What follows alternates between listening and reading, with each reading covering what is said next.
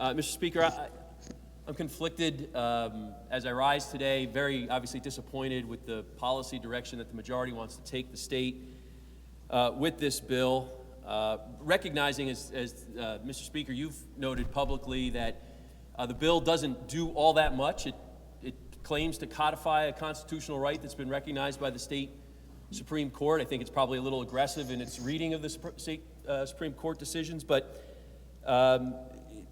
it really makes a lot of motion here. I'm not sure there's a lot of progress made. There's potential insurance mandates that perhaps someone will address later, but it seems to me that the bill as presented to the body puts the lie to all the rhetoric we heard in the last campaign cycle about the sky falling if Roe versus Wade is overturned by the United States Supreme Court.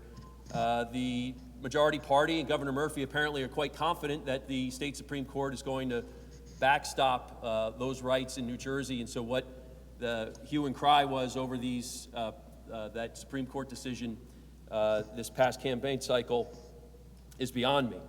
But in a way, Mr. Speaker, I'm gratified or I welcome the opportunity to have this discussion because we never talk about this issue directly as a body, and we should have been for the last 50 years. This body should be debating these issues. We should exchange ideas. We should talk about what's important and what's not, and what we should value and what we shouldn't as a state. And that this bill has come before us today gives us that opportunity. Let's be clear for the people of the state and the members of this body. Abortion is the leading cause of death in the state of New Jersey. Right? I'll say it again. Abortion is the leading cause of death in the state of New Jersey.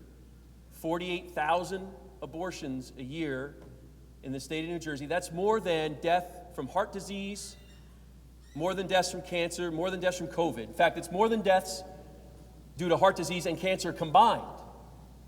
That's how serious and important and significant this issue is. 48,000 abortions a year in the state. There's about 100,000 live births in the state, so that means almost 1 out of every 3 pregnancies in New Jersey is ended in abortion. 1 out of every 3. It's a huge number. We should be talking about that. And I don't know if you recognize this, but we're almost twice the national average in New Jersey. Twice the national rate of abortions in New Jersey. Twice the national average. And yet the sponsors of this legislation seem to want more abortion. I mean, I think an objective person would look at that and say, we got to slow down here. What are we doing? We're twice the national average, 1 out of every 3 pregnancies. Maybe this is too much. But the sponsors of the bill seem to want more and complain about a lack of access to abortion. Well, I mean, how much more abortion do you want? I was talking to my wife about this bill, and she made the excellent observation. If there were 100,000 babies born in New Jersey last year, and the majority's position is that we should have had more abortions last year because we don't have enough access in the state, then I'd put the question to the majority and the sponsors of the bill. Which of those 100,000 babies shouldn't have been born? Which of those 100,000 New Jerseyans shouldn't be alive today because we should have had what you consider to be better abortion policies in 2021? I'm not sure you can answer that question. I was talking to my daughter about this. She's 15 years old. She's a sophomore in high school. And she's pro-life, but, as any teenager, she's kind of developing her thoughts on these kinds of issues. And I said to her, do you realize that there were 40,000 or 50,000 of your peers who were aborted, 1 out of every 3 babies in New Jersey, when you were born back in 2006? Do you know how many classmates you don't have now because of Roe versus Wade? Do you know how many potential spouses you'll never meet? Potential coworkers you'll never have because of so many abortions that occurred in New Jersey? And she said, Dad, I never thought of it that way, and it makes me really sad. Makes me really sad.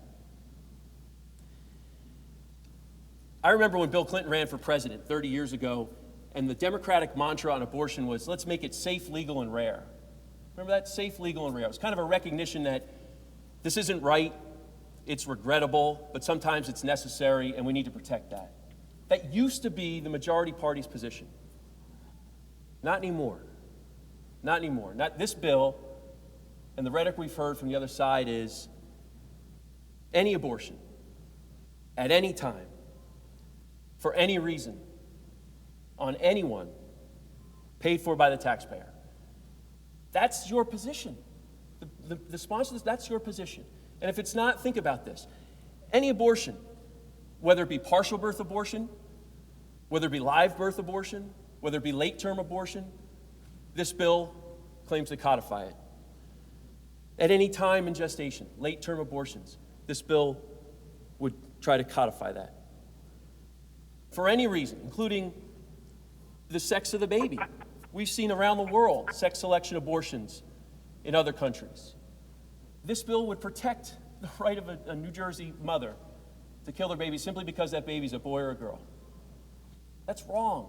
We should be able to come together and say, at least, let's come together and say that's wrong. Let's be able to come together and say at least partial birth abortion is wrong. Can't we do that? On anyone, any minor, any age, without their parents' knowledge or consent. That's the position of this bill. I can't believe that a majority of the body would support that position. And of course, paid for by the taxpayers. All of those have to be paid for by the taxpayer. That's extreme. It's out of touch. And I'm asking you, and I'm inviting you, and I'll offer a substitute later, to put reasonable restrictions on this practice in the state. Mr. Speaker, let me touch on a very sensitive issue, as this wasn't sensitive enough. But it's a sensitive facet of this issue that needs to be discussed because it never is, and it really deserves to be. And that is the abortion rate in our African American community. 40% of abortions in New Jersey are in the black community. The abortion rate for black babies in this state is 3 times higher than the abortion rate for white babies in this state. 3 times higher. It is the leading cause of death, as it is statewide. It is the leading cause of death for blacks in New Jersey. It is more than COVID, heart disease, and cancer combined for New Jersey blacks. I've sat in this chair and I've heard issues debated on everything from marijuana policy to environmental policy to housing policy to educational policy. If there was a disparate impact on the African American community in this state on any of those topics, there'd be a hue and cry about the racism of the system and a call to reform it and change it and address it and study it, to legalize marijuana or to change our housing policy or change education policy, whatever it would be. That disparate impact would be a rousing call to action. Here, because it's abortion, because Planned Parenthood wants it, because the far left of your party wants it, you put up a bill and say, let's have more. Let's have more. I'm reading the bill, and it makes a statement in here. Restrictions of this nature, talking about restrictions on abortion, often have a disparate impact that is predominantly felt by persons who already experience barriers to healthcare access, including young people, people of color, etc. Well, let me ask you this. If 3 times the abortion rate in the black community isn't the right ratio, what is? 4 times? 5 times? 6 times? You have to answer that question if you're going to put forward a bill like this. And listen, I'm reaching out today to talk about serious issues sincerely, hoping that somebody on the other side of the aisle, hoping that maybe a dozen on the other side of the aisle, will stay off this bill. Let's work together to address some of these issues. Lower that rate of pregnancy. Certainly close the gap on the racial disparity in abortion in our state. There's got to be a better way. There has to be a better way. Let's find reasonable compromises on some of these ideas. To say abortion at any time, in any way, for any reason, on anyone, paid for by the taxpayer, is not right. That's not the policy of this state. Let's study. Let's put together a study as to why the abortion rate in the black community is so much higher than the abortion rate for whites. Let's take measures to encourage adoption. Hey, we come together and do this. Look, if you send a couple of kids over to my house, I probably won't even recognize that they're there for 3 weeks, okay? They get lost bouncing the rubble in the Webber household. There's plenty of kids over there. Send a couple more.